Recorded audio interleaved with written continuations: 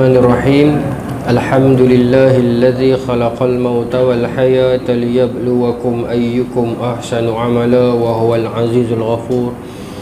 Asyhadu an la ilaha illallah wa asyhadu anna Muhammadan abduhu wa rasuluh wa nusalli wa nusallim ala sayyidina Muhammadin wa ala alihi wa sahbihi ajma'in. Radina billahi rabba wa bil islami dina wa bi Muhammadin nabiyya wa rasulah. Tuan-tuan puan-puan muslimin muslimat yang dirahmati Allah, Assalamualaikum warahmatullahi taala wabarakatuh. InsyaAllah tuan-tuan dan puan-puan, malam ni kita menyambung lagi kita punya perbincangan fiqh ataupun sirah jihad kita dalam musim kerajaan yang baru. InsyaAllah pengumuman dah umum dah tadi petang no. Selagi ada kena-mengena dah lagi kita tengok. Ada sebenarnya ni. Ada saja Ustaz nak buat mana dah ada. Tuan-tuan kita tengok konsep 92 dulu sikit bawah tu no. Lepas tu baru kita nak pi 93 insya-Allah. 92 bawah sikit kita nak habis bulan lepas. Insya-Allah. Baik. Kita rasa kita dah bincang dah sikit atas dulu. Saya nak yang bawah-bawah tu sikit ya. No, insya-Allah. Fasa menjatuh dan memisahkan khilafah daripada peranan Islamnya. Yang tu kita dah bincang dah sikit. Saya nak sambung poin bawah-bawah tu tak habis hari tu. Yang pertama dia sebut ini melalui 4 fasa. Fasa nak jatuhkan dan memisahkan khilafah daripada peranan Islamnya. Dia nak bagi khilafah ni, pemerintahan ni cuma ada peranan politik, tidak ada peranan agama. Itu poin dah sekular lah.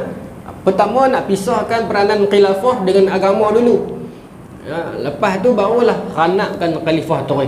Sebab tu dalam Islam kita diajak macam mana iqamatud din wa siyasatud dunya bih, mendirikan agama dan mentadbirkan dunia dengan agama tu. Kita diajak macam tu.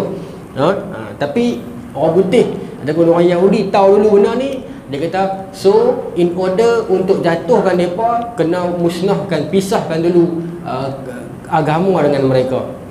Cuma satu yang kita kena bincang dalam konteks dunia hari ini, agama itu luas. Agama bukan bermaksud bila kata pemimpin politik kena duduk dengan agama, kena duduk dengan ustaz saja, tidak. Agama luas lagi. Dan kena duduk juga dengan engineer, kena duduk juga dengan arkitek, guru sekolah dan sebagainya. Sebab agama duduk dalam setiap lapangan kehidupan, hatta sampai sektor kebersihan dan sebagainya, alam sekitar dan sebagainya, semua tu tercangkup bawah agama. Tadi umum Tuan Ibrahim Tuan Man jadi menteri alam sekitar. Alhamdulillah. Nak bagi tahu kita apa? Peranan orang-orang agama ni bukan tertakluk kepada institusi agama semata, tetapi kepada benda macam tu. Saya tuan-tuan sejujurnya sahabat tuan-tuan, awal sangat masuk politik. Semangat. Bila mana kalau PAS dilantik sebagai menteri agama, saya kecewa.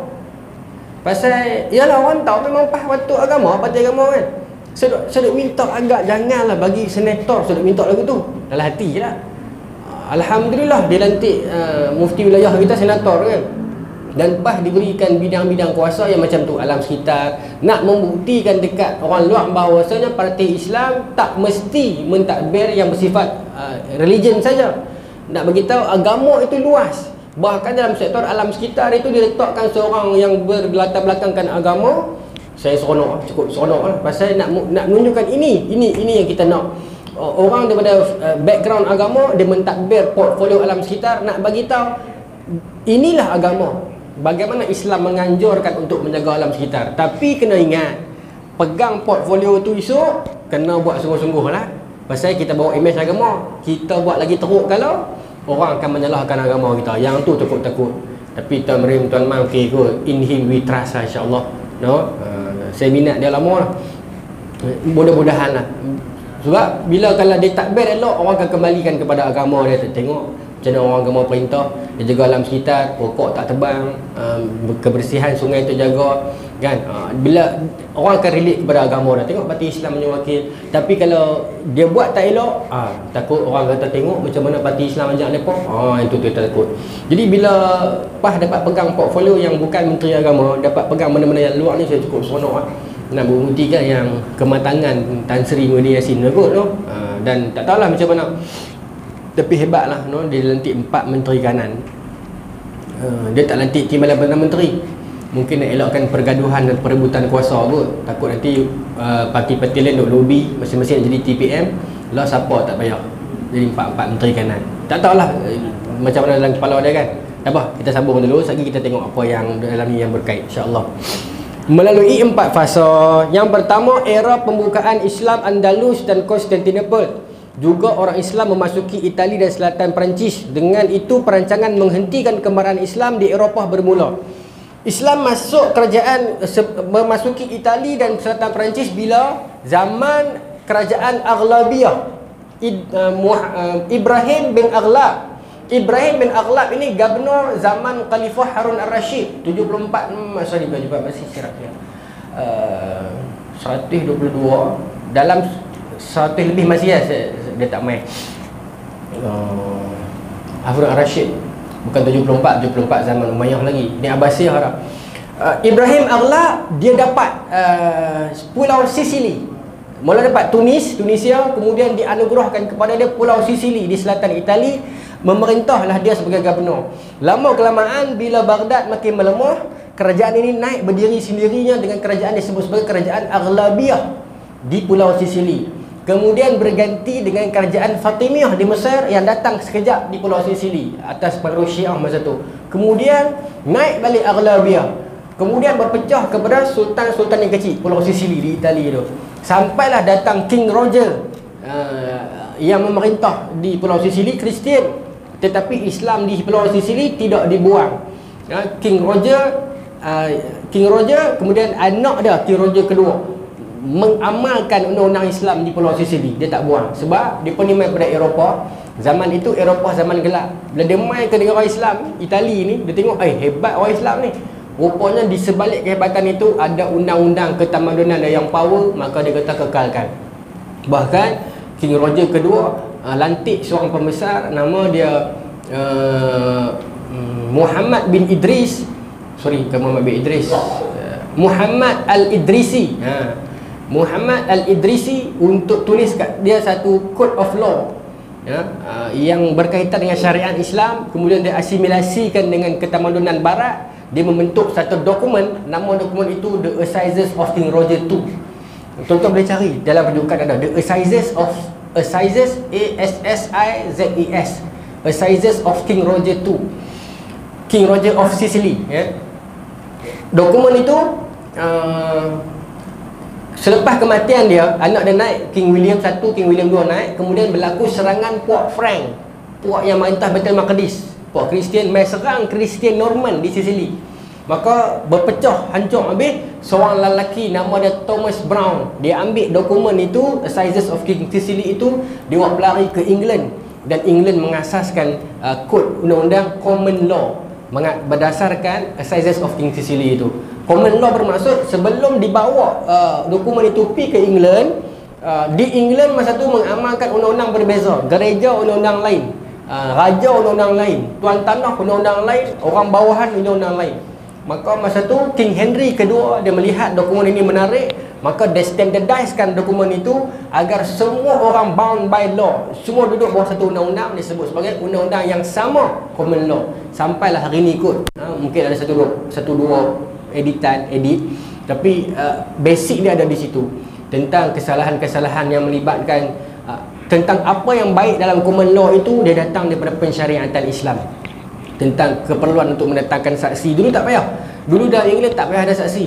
Dia pun cuma pakai oath burden, beban sumpah. Siapa yang mai buat salah, dikira salah, dihadapkan ke depan padri, maka dia kena sumpah. Dia pegang Bible, dia sumpah. Saya sumpah dengan nama apa-apa Godfather apa tu, saya tak buat. Maka dia digugurkan kesalahan dia. Oh, mudah tuan. Nah.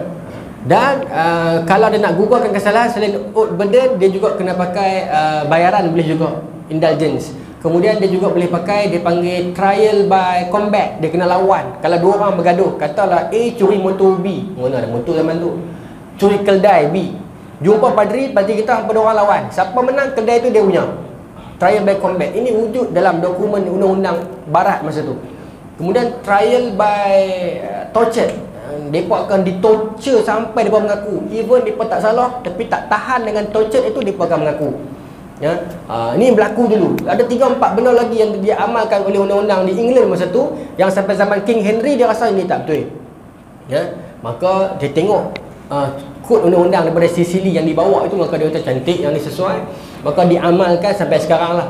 Ya, ada keperluan untuk ada saksi, keperluan untuk menyiasat, kemudian disebut sebagai lembaga dipanggil sebagai Al-Lafif, iaitu dalam bahasa hari ni coroner. 12 orang juri yang menyiasat kes pembunuhan, ada coroner, ambil daripada kita juga.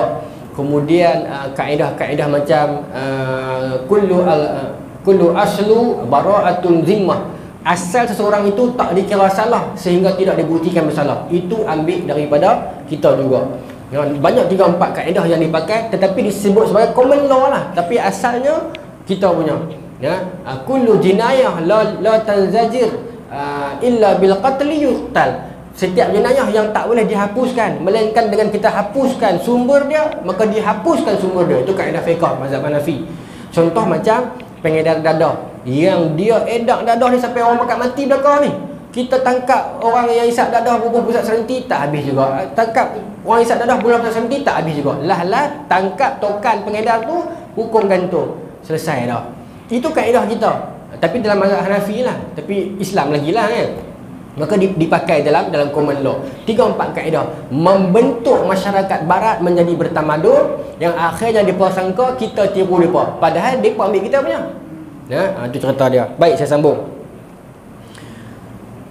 Era kesurutan penaklukan Islam dan kelemahan negara khilafah, gagasan untuk memecah dan membahagikan negara khilafah antara England, Perancis dan Itali pun bermula. Begitu juga gagasan ke arah mencetuskan semangat perkauman dan merungkaikan ikatan agama di setiap wilayah Islam sebagaimana yang telah dijelaskan sebelumnya.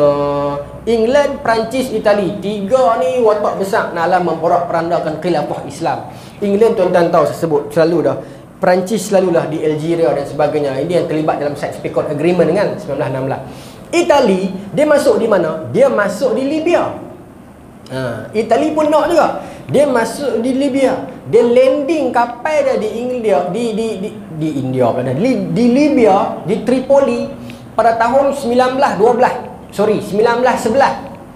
Maka bila dia landing di Tripoli, dia minta agar kapal tu ada satu nama, saya lupa. Dia minta agar penduduk Libya sokong dia, ikut dia, jangan melawan. There is no need for war, tak perlu perang, cuma patuh kepada kerajaan Itali, maka hampa selamat. Of course orang-orang Libya tak mau. Maka mereka ajukan surat kepada Uthmaniyah masa tu, minta pertolongan. Masa tu Uthmaniyah sedang berdepan dengan krisis Arab. Dia hampir nak tercetus revolusi Arab 1916. Tak tercetus lagi lah, hampir berlaku pergolakan Syarif Hussein dan sebagainya. Maka masa ni orang-orang di Libya ni berjuang bersendirian untuk bertempur dengan Itali. Sampai tidak ada orang kata apa, tak ada, nak kata tak ada alat tuju tak boleh, tapi tak ada siapa yang nak backup. Macam tu.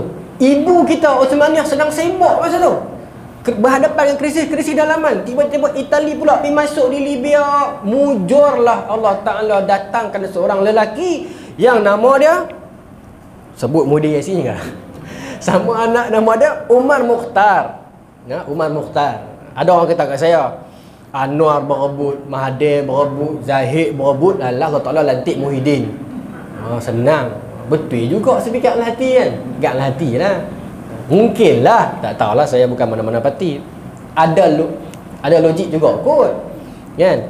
Kalau Datuk Zahid Hamidi naik, mungkin orang akan marah kan? Kalau Datuk Najib naik, lagi orang marah. Kalau Datuk Seri kalau Tun masih kekal, mungkin Anwar akan jadi PM ke-9 pula kan? Dia tak selesai PM in waiting kan. Kalau Anwar naik, mungkin orang UMNO pula marah. Tak tahulah, dia lantik hak senyap sikit kot. Tak tahulah, saya pun tak berani kata. Sini ramai bersatu kan. Tapi bersatu okey apa tuan-tuan? Bersatu kira satu parti yang dahsyat tau dalam Malaysia ni. Di dalamnya ada ketua kerajaan dan di dalamnya ada ketua pembangkang. Oh, hebat bersatu. Patut tak boleh panggil bersatu, kena panggil parti apa? Berdua. Ada dua-dua. Tak apalah, tengok kita doakan lah. Yang dilantik ni ramai senator kan. Orang yang layak. Menteri Kewangan bekas bos CIMB tak silap saya kan. Orang yang cergas, dia duk masuk Iron Man. Oh, hebat lah tuan-tuan. Umur 50-an ke 60-an masih duk lari berapa kilometer. Dahsyat, orang cergas. Dan orang kata saya cukup suka kerajaan yang main pada orang-orang akademik, orang yang memang duduk dalam lapangan dia. Saya suka pasal ialah depa merasainya. Kadang-kadang menteri ni kadang-kadang depa ada pengaruh orang politik depa, no? Tapi kalau dia main pada golongan yang memang betul daripada bidang tu, insya-Allah. No? Cuma saya sentimen kita kena buang lah. Orang-orang UMNO dia kata tengok bila UMNO naik terus minyak turun kan. Orang PS jawab, mana ada minyak dunia turun pasal kes coronavirus kan. Orang PS kata balik, UMNO naik hamba tengok apa terus coronavirus naik mendadak. Kata betul pula dah. UMNO belah balik tak ada. Satu dunia memang naik mendadak. Kan? UMNO kata lagi, hamba tengok kami naik terus ikan jadi murah kata menu. Kan?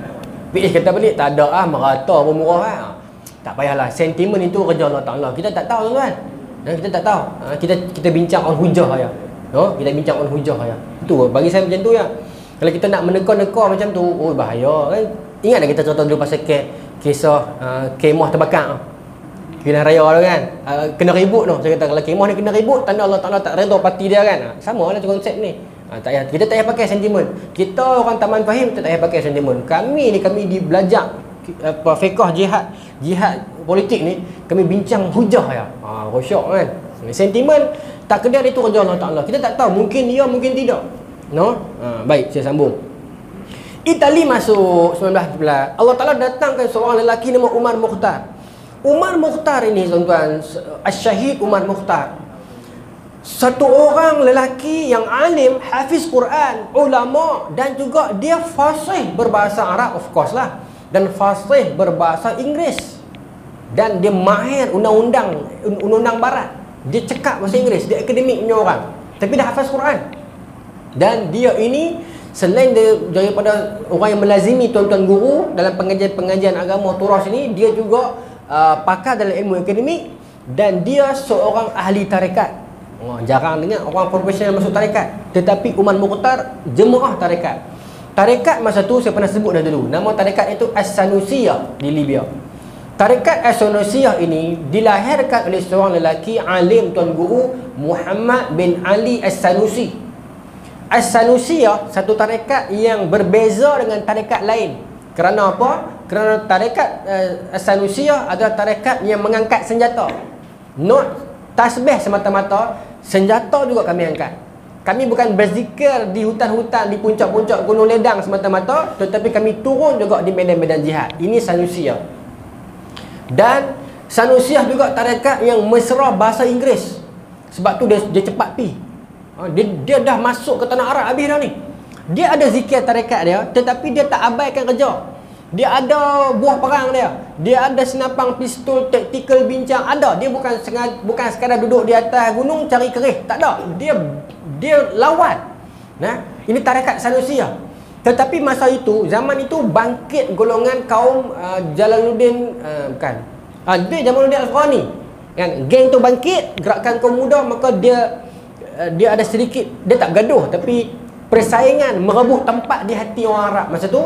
Maka golongan Jamaluddin Afghani ini yang naik, maka As-Sanusiyah pelan-pelan turun dan tidak glamour lagi. Tapi di Libya sekarang masih ada As-Sanusiyah. Tapi sebenarnya kalau tidak ada gerakan itu, As-Sanusiyah sampai hari ini orang pakai. Tarekat, disiplin, ada zikir, ada wirid, tetapi kami tak buang senjata. Bila dipanggil perang, kami turun ke medan. Itu As-Sanusiyah. Muhammad bin Ali As-Sanusi. Umar Mukhtar adalah salah seorang khalifah tarekat As-Sanusiyah. Ini kalau macam ni kita respect lah. Dia sampai sekarang masih ada di Libya, tapi dia tak menyuruh. Pasal apa kami tak tahu sangat Ustaz? Pasal gerakan bukan gerakan kaum muda sangat. Dia kebangkitan sistem fikir Jamaluddin Afghani itu kan, dengan pengaruh dia yang anak-anak murid dia macam Syed Qutb, Masyar Rashid Ridha kan. Maka cepat, spread itu cepat. Sampai ke sini balik mai kan Syekh Tahir Jalaluddin banyak kan. Jadi Sanusiyah dia kendor sikit. Padahal sebelum tu Sanusiyah dah pergi menyeluruh dah. Cuma orang bincang, seorang lelaki nama dia Mahmud Ziyadah dalam kajian tentang Sanusiyah versus kaum muda, dia kata Sanusiyah kurang sikit dia. Di mana dia kurang berbicara tentang realiti semasa masa tu. Sedangkan kaum Jamaluddin Afghani dah bincang dah realiti keperluan semasa. Itu menyebabkan mereka lebih terkedepan.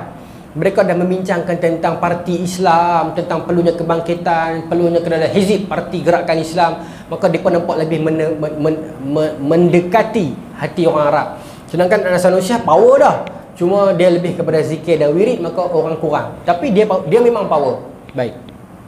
Maka Umar Mukhtar menjadi satu figure besar, disebut sebagai the lion of the desert. Tuan-tuan, bayangkan bagaimana dia pimpin gerakan, dia lawan dengan Itali sampai Itali jadi buntu. Depa boleh dengan senapang yang terbatas, senjata yang terbatas, macam Hamas hari ini bertempur Israel, lagu itulah. Sampai Mahmud Ziyadah sebut dalam kajian dia, ratio tentera Umar Mukhtar versus tentera Itali, seorang dengan 40 orang. Jurang dia. Tetapi every single time when there is a battle, setiap kali ada pertempuran, Umar Mukhtar menang. Sampai Itali jadi buntu. Ni geng ni ngaji apa ni? Pasal tactical Umar Mukhtar. Dia tak perlu serang gerila, tak perlu serang camp Itali pasal dia tahu dia serang dia kena. Tetapi bila Itali keluar naik terak, dia pergi bom terak tu. Macam tu. Main 3-4 orang dia tangkap, dia ambil bekalan, dia ambil senjata, maka senjata makin bertambah. Itali sampai jadi buntu, tak tahu nak buat apa dah. Sampailah berlaku perjanjian damai. Itali yang minta.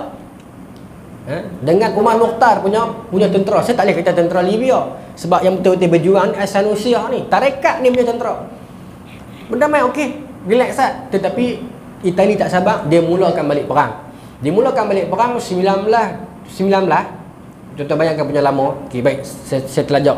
Sebelum tu, kan saya kata Itali melani 1911. Kan saya kata Libya minta tolong Uthmaniyah. 1912 Uthmaniyah senyap tanda tangan kerjasama, bukan kerjasama, tanda tangan kesepakatan dengan Itali. Yang ni kita sedih. Disebut sebagai Lausanne Treaty. Lausanne, Lausanne. Orang akan kata, Ustaz, Lausanne ni bukan 1923 ke? Itu zaman Atatürk. Lausanne ada 2 kali. Satu 1923, satu 1912.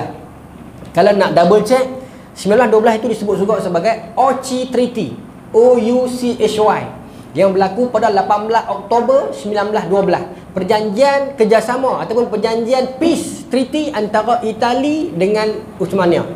1912 tuan-tuan, Uthmaniyah belum jatuh. Okey, dan disebut sebagai pencetus daripada Lausanne Treaty. Sebab tu disebut sebagai Lausanne Treaty juga. Maknanya Uthmaniyah dalam keadaan Itali duk serang Libya ni, mau ada Uthmaniyah boleh pergi buat salam dengan Itali. Itu yang Libya begitu marah. Sebab tu kalau orang tanya kenapa bila Uthmaniyah jatuh dulu Islam tak sensitif sangat, pasal masa tu banyak dah negara-negara Islam yang terasa hati dengan Uthmaniyah masa tu. Kita tak burukkan Uthmaniyah, tak burukkan Sultan terakhir Uthmaniyah hebat kan, Sultan Abdul Hamid. Tapi kita dah bincang dah tu kan. Tetapi itulah hakikatnya. Kabinet yang ada dalam tu masa tu pi jadi petualang, pi sokong Itali, pi berdamai lah. Pasal dia takut kalau tak berdamai sekali lagi daripada Libya naik ke atas. Maka dalam perjanjian Ouchy Treaty itu 1912, 18 Oktober tu be exact, Itali ada hak eksklusif ke atas Tripoli. Mencetuskan kemarahan rakyat Libya. Why? Apa buat macam ni kat kami? Ibu kita Uthmaniyah, kenapa buat macam ni? Maka Umar Mukhtar memutuskan kita perang sendirilah kalau macam ni. Itu yang sambung perang tu. Perang sungguh-sungguh tuan-tuan. Sampai 1921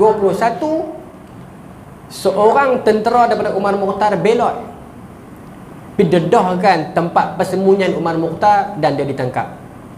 Perang, saya ulang ni saya berani ulang pasal saya baca 5-6 sumber dan saya tanya 5-6 tokoh, semua setuju kalau 10 kali perang di padang pasir, 10 Umar Mukhtar menang dengan Itali. Sebab tu orang panggil dia singa padang pasir.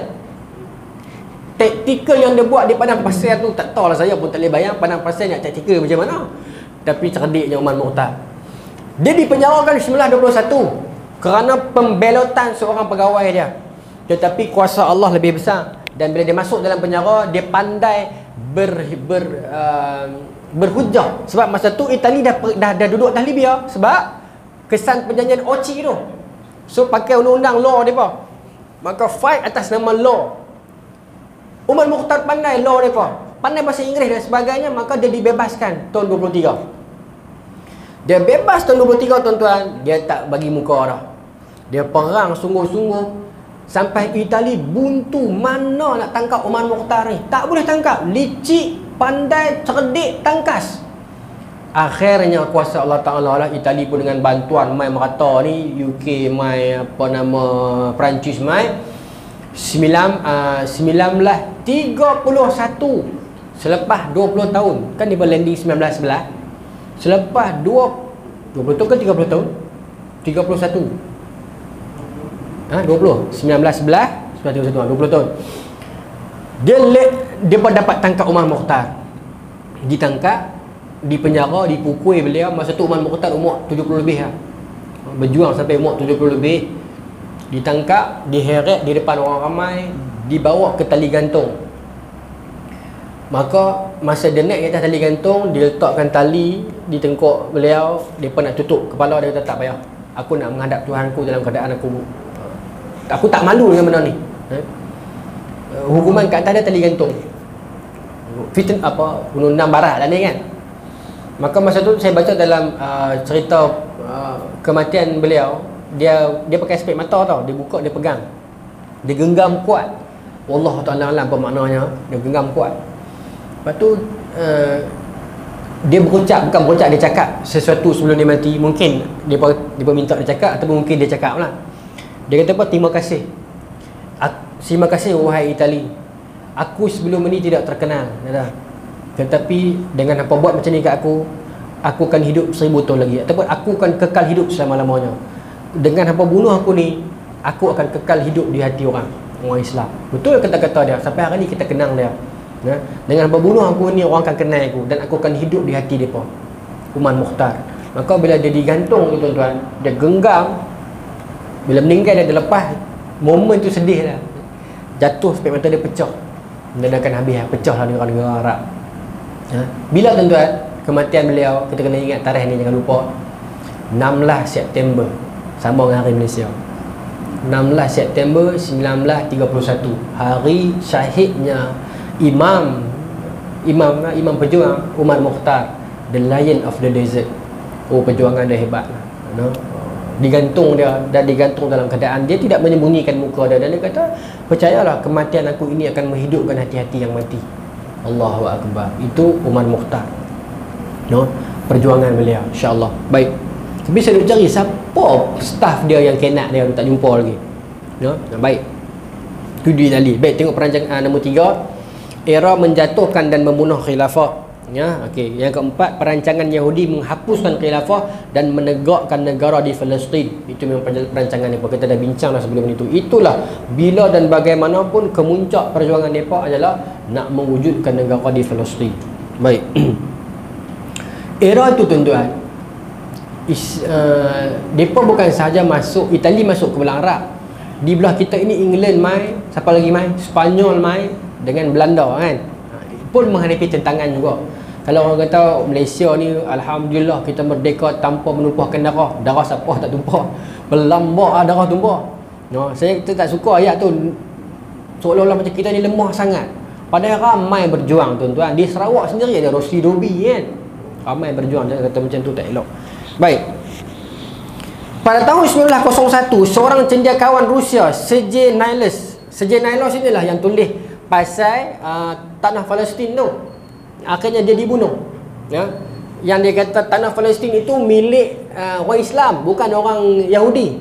Okey, sebab dia kata ayat Bible yang kata pasal tanah ni diwariskan untuk kamu selepas Nabi Ibrahim khatankan anaknya. Zaman itu Nabi Ibrahim khatankan Nabi Ismail, bukan Nabi Ishak. So bermaksud anak-anakmu itu anak Nabi Ismail lah, kita lah. Tapi di dalam Bible lah, bukan Quran. Sejenis yang kata orang Yahudi tukar ayat Bible, padahal kalau dalam Bible sendiri kata orang Islam punya, tapi dia kenal lepas tu. Okay, baik. Dia profesor ni, kalau orang yang sama lah, tapi ejaan sama. Sergei Nilus. Pada tahun 1901, seorang cendekiawan Rusia, orang Rusia betul lah, Sergei Nilus menulis ular Yahudi dalam perjalanannya ke Palestin. ia mesti melalui Al-Astana. Baik.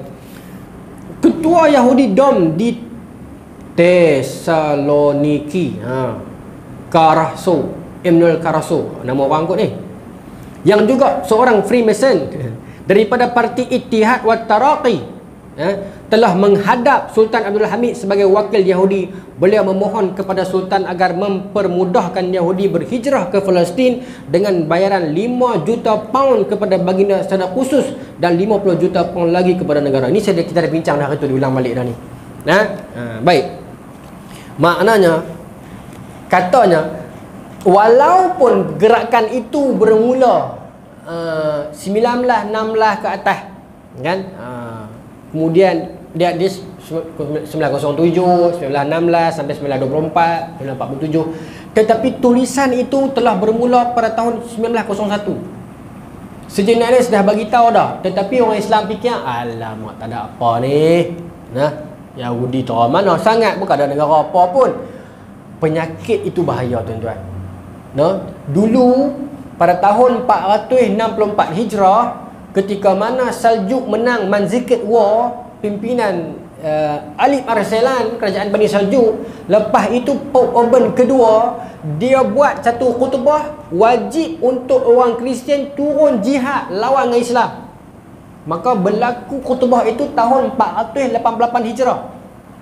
Datang golongan yang dipimpin oleh seorang lelaki yang bernama Petrus Hermit. Ingat nama ni, Petrus Hermit. Dia bawa pakcik-pakcik, minta maaf saya bukan kata kat tuan-tuan ni, tapi ini sejarah. Dia bawa pakcik-pakcik yang wataniah, yang rela, yang pencin-pencin askar ni kan, dengan makcik-makcik yang lama ni, gerakan wanita UMNO betul lah. Orang barat ni, dia kutip ramai-ramai, bagi pakai baju dedak naik, baju kesatria. Jom kita berarak pi ke negara Islam di Anatolia tu, kita gempur kerajaan Islam agar kita dapat bebaskan Baitul Maqdis. Siapa menyerja? Petrus Hermit. Pasal apa dia pergi rekrut orang tua? Ini ada makna. Pasal tentera-tentera muda tengah duk berready, duk siap dah di England, di Jerman, di Perancis ni. Sebelum mereka ni sampai, kita pergi dulu. Pasal apa dia pilih orang tua? Pasal strategi dia. Dia masuk saja Anatolia, masa tu pemerintah nama Kilish Arsalan. Kilish Arsalan pun hantar tentera Islam lawan. Lawan tuan-tuan, tak sampai beberapa jam habis semua kena. Yalah, dia ambil orang lapis-lapis atas. Maka Kilish Arsalan kata, lah lagu ni saja kau tentera Kristian. Aku ni kan kemas sangat. Kalau lagu ni bukan satu beban, bukan satu ancaman kepada kita. Kalau lagu ni saja yang mai. Maka gerombolan kedua mai, kesilapan orang Islam. Dia underestimate. Dia sangka lagu hari tu ke, hantar rela sudah. Tapi tuan-tuan, mereka hantar golongan bawah. Rupanya gerombolan itu gabungan Perancis, Jerman, Georgia, semua ni hancur Islam di Baitul Maqdis. Tahun bila? 492 Masihi. Dalam Hijrah. Kalau Masihi 1099 Masihi. Tuan-tuan, ini strategi orang Kristian yang kita kena baca, tuan-tuan. Macam ni lah Profesor Sinjin Nellis sebut dah, kami on the way nak pi dah 1901 tulis, tapi kita tak pernah membaca bacaan mereka. Itu kesilapan kita. Jadi saya tulis satu buku. Cerita tak iklan malam ni. Saya tulis satu buku, tuan-tuan. Kebetulan saya masuk ni, saya bawa lah. Tajuk dia ni, Kau Percaya Konspirasi. Belakang ni muka cek lah, gelap sikit lah. Buku ni, apa yang kita duk sembang dalam kuliah ni, tentang, saya baca sikit, tentang The Knight Templar, permulaan dia, apa dia buat di Scotland, revolusi yang tercetus di Eropah, kemudian peristiwa Nakbah, kemudian bagaimana yang kita sembang dalam ni tu, perancangan mereka bayar nak upah, nak bagi duit kat Sultan Abdul Hamid, kemudian bagaimana Uthmaniyah dijatuhkan di luar dan dalam, kemudian United Nations, kemudian Perang Dunia Kedua, apa perancangan mereka, kesan dia. Amerika masuk Perang Dunia Pertama lambat, Amerika masuk Perang Dunia Kedua lambat. Pasal apa? Mereka masuk mesti ada pasal. Mereka tak saja-saja masuk, mereka create pasal, lepas tu mereka gunakan alasan itu untuk mereka masuk, macam Pearl Harbor dan sebagainya. Kemudian Arab Spring, perbincangan pesanan Syahid Dr. Said Ramadan Al-Buti, Dan sampailah ke perbincangan kemungkinankah berlaku malhamah kubra, perang yang ketiga nanti. Saya ceritakan secara detail dalam ni. Saya buat buku ni untuk anak-anak muda yang suka mengkaji. Sebab tu saya buat tajuk dia nampak macam kasar sikit. Kau macam kau depan kan. Tapi sebenarnya orang tua-tua pun boleh baca, orang lebih atas pun. Dia ilmiah. Tapi sengajalah saya buat tulisan macam tu sebab orang muda suka kaji. Daripada dia perlu kaji segala artis-artis, baik kita kaji secara Islam. Dalaman dia ada color, semua kita ada lah. Kita datangkan kalau ada graf lah. Kalau ada carta yang saya buat sendiri berdasarkan kajian dan pembacaan. Okey, ada penemuan. Okey. Saya akan tengok nanti perang dunia pertama negara ni tentang ni. Perang dunia kedua negara ni main tang ni pula. Semua saya tulis dalam ni. Cuma ada 1-2 orang yang dah baca dah, dia kata ustaz ada sedikit salah silap eja, typo kan. Typo, tapi saya dah beritahu dekat penerbit dah, so betulkan balik. Ada 2-3 muka surat yang ada typo. Misalnya kadang-kadang bila kita tulis banyak-banyak ni kita tak perasan. Selalunya editor akan proofreading balik kan. Tapi tak apalah, saya dah beritahu kat depan balik. Tapi tak banyak lah, 5-6 tempat ikut. No, yang ni tuan-tuan. Saya nak iklan kat tuan-tuan. Tak apa nak iklan saya no. Ni buku ni. No, saya ingat saya nak bawa dalam kuliah tapi nampak tak apa nak manis pula, bahasa dia kasar sangat. Tetapi sebagai orang kata huraian kuliah kita boleh. Memang dalam silibus. Starting daripada perang salib saya cerita tadi sampailah turunnya Nabi Isa. Saya buat dalam bentuk timeline. Masuk perang dunia semua masuk. Kalau kita nak guna sebagai huraian, insya-Allah boleh. Memang duduk dalam poin tu. Cuma bila tuan-tuan baca nanti, ustaz ada silap eja sikit. Memang ada 1-2 tempat. Tu saya dah maklum kepada editor dah supaya betul. Itu cerita dia. Baik, saya sambung lah. Cerita balik. Saya nak ganti balik dengan satu perkongsian yang lebih menarik. Tuan-tuan, mereka tulis dah. Tapi kita tak baca. Sampai hari ni tuan-tuan, mereka dah tulis dah. Kita tak baca. Gerakan orientalis. Orient ni bermaksud apa? Gerakan timur kan. Orient ni timur kan. Masuk mengaji dengan orang timur, orang kita ni keluar mengalahkan kita balik. Sekarang dia bukan orientalis dah. Sekarang ni perbincangan dah bukan orientalis dia. Dia dah pergi kepada perbincangan orang-orang liberal evangelis dah level lain dah. Tetapi kita masih lagi bincang orientalis. Jangan orientalis dah habis lah zaman tu. Baik. Dan tuan-tuan, kesan kerana kita tidak membaca strategi musuh. Baik. Saya nak tarik sikit tuan-tuan kepada yang saya sebut tadi. Bila Itali, Perancis, England pi ke Arab, Sepanyol, Belanda, Portugis mai ke tempat kita. Di tanah Jawa masa tu berlaku pertempuran antara kerajaan Belanda dengan 3-4 kerajaan di tanah Jawa. Besar kan Sumatera. Saya tak tahu sangat tapi Pulau Jawa lah, Sumatera lah, dia ada tempat-tempat Palembang, Kalimantan kan, pulau-pulau besar lah kan. Tuan-tuan mesti tahu cerita ni. Cerita Pangeran Diponegoro kan. Satu lagi cerita Imam Bonjol. Imam Bonjol dengan perang Padri. Satu cerita yang cukup hebat. Saya nak petik sikit dia. Bagaimana ketika mana Belanda masuk. Ini pengajaran untuk kita, pengajaran untuk orang Arab tadi ni. Sebelum Belanda masuk, Imam Bonjol ni gelaran kepada ulama-ulama lah.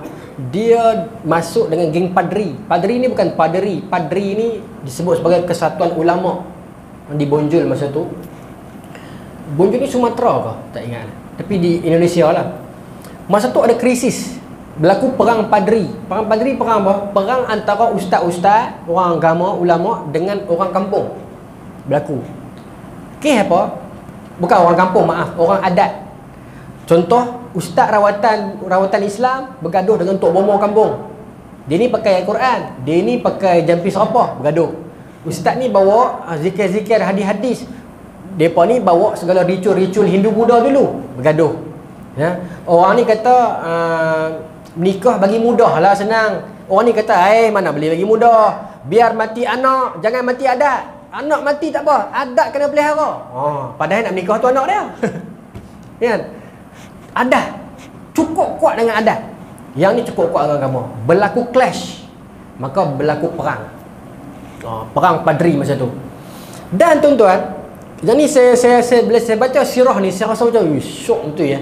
Sebab apa? Belanda dapat hidu. Belanda masa tu baru mula bertapak sikit-sikit. Bertapak dah, tapi Dia nak bertapak ke Sumatera tu, dia baru dapat hidup. Okey, minta maaf lah, kalau bukan Sumatera, Jawa. Saya tak pernah ingat sangat. Dia sekali main ni. Tapi Imam Bonjol lah. Belanda dapat hidup. Okey, cantik. Perang saudara. Islam sama Islam. Oh, geng adat ni Islam. Geng adat ni Islam. Ni pun Islam juga. Cuma yang ni dia mementingkan agama, ni mementingkan adat. Sekarang berlaku tak? Saya rasa berlaku lagi. Clash antara adat dengan agama ni kan. Baik. Sebab tu dalam usul fiqh kita ada kaedah uruf al-addatul muhakamah. Kadang-kadang adat setempat jadi hakim, jadi hukum. Kadang-kadang, bukan setiap masa lah. Contoh saya contoh tu kan, pergi kedai mama, order teh tarik, roti canai, makan kenyang lah, bayar nak lagi.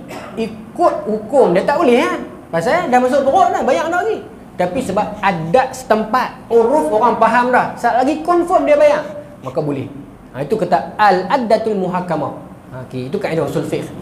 Baik, tapi pertempungan dua ini Belanda dapat hidup.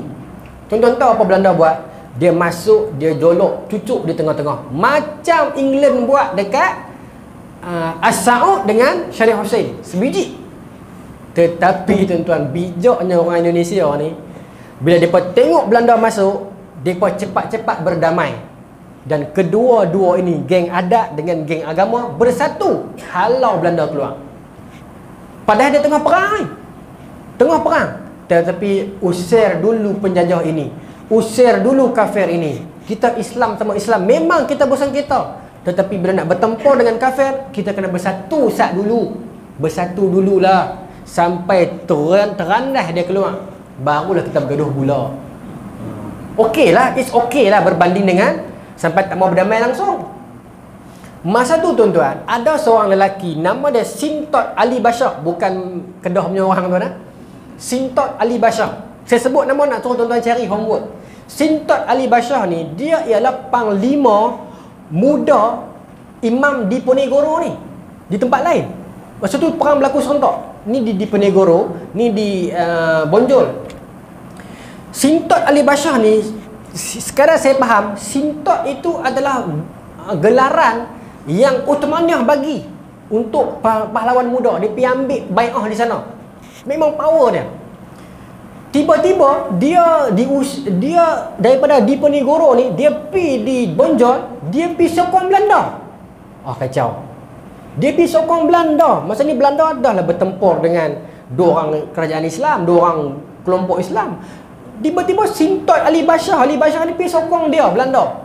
Belanda seronok. Rupanya Sintot ini orang pakat maki dia, pengkhianat. Rupanya tuan-tuan, dia pergi masuk dalam kem Belanda, dia ambil senapang Belanda, dia bagi kat puak ni, dua beradik ni. Dia pergi ambil senapang, dia bagi. Dia ambil pistol, dia bagi. Dia ambil pedang, dia bagi. Apa saja taktikal Belanda, dia abang. Ini dia rela nama dia dicemuh. Dia rela dia ni dibenci. Dia rela orang kata dia ni pelahap kuasa. Dia rela orang kata dia ni lah tak sedap diri, dah tua bangka dah. Tetapi biarlah nama dia busuk, asalkan dia dapat stabilkan keadaan balik. Lah dua-dua puak benci kat dia. Saya sebut pasal Sintot Ali Bashar lah. Tuan-tuan macam pick up nama lain je ni. Sampai sekarang Sentot ni kan, Sentot. Tuan-tuan macam ingat nama lain tak? Saya baca buku Indonesia, saya bincang kawan saya orang Indonesia, dia kata tak. Bukan, dia kata Sintot Ali Bashar ni memang jahat orangnya. Memang jahat, pengkhianat. Saya sembang dengan seorang kawan lagi di UAE, orang Indonesia. Dia kata tak, memang Sintot baik, tapi sampai sekarang tak terdedah lagi. Bukan semua orang tahu dia baik. Orang masih percaya yang dia jahat. Saya punya pendirian, saya nampak dia baik. Sebab akhirnya yang hukum dia Belanda. Kalau dia jahat, takkan Belanda nak hukum dia kan? Dia mati terbuang. Tuan-tuan boleh pergi ziarah makam dia. Dia ada lagi kan? Tak tahulah. Tapi sekadar saya baca macam baik. Tapi masih lagi orang percaya dia jahat. Tapi itulah dia, Ali Bashar ni. Biarlah dunia membenciku, asal kau dapat mendamaikan dua puak, menstabilkan balik keadaan. Biarlah orang tak suka kat dia pun. Oh tuan-tuan, ini politik yang mahal. Orang kata, Ustaz, Tun Mahathir macam tu lah. Saya tak tahulah. Baru ni saya pergi kenduri di Sungai Petani. Saya nak tutup dengan yang ni lah. Saya pergi kenduri di Sungai Petani.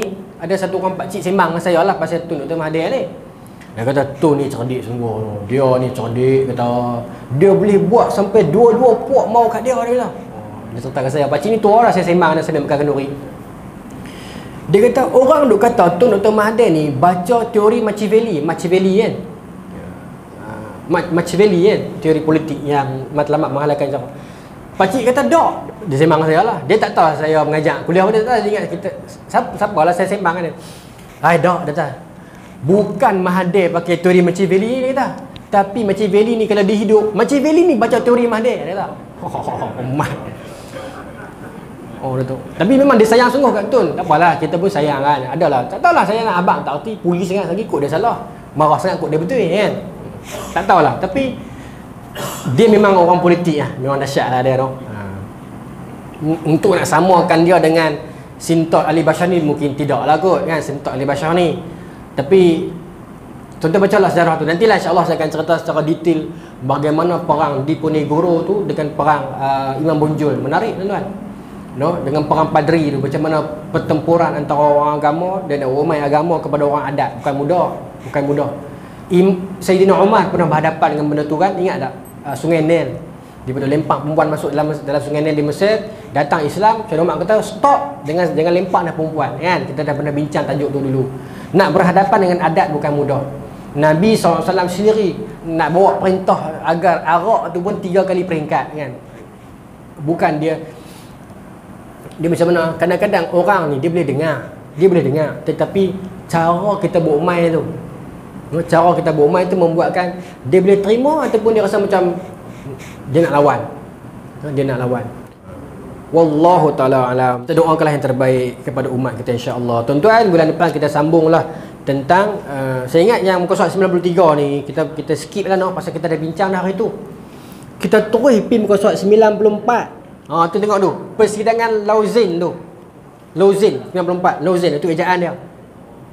Persidangan Lauzin. Saya tak tahu bunyi ke mana, Lauzin ke? Lauzin. Tak tahulah bunyi ke mana. Lauzin kot.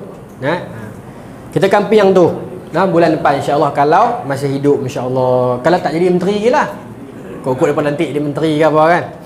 Bismillahirrahmanirrahim.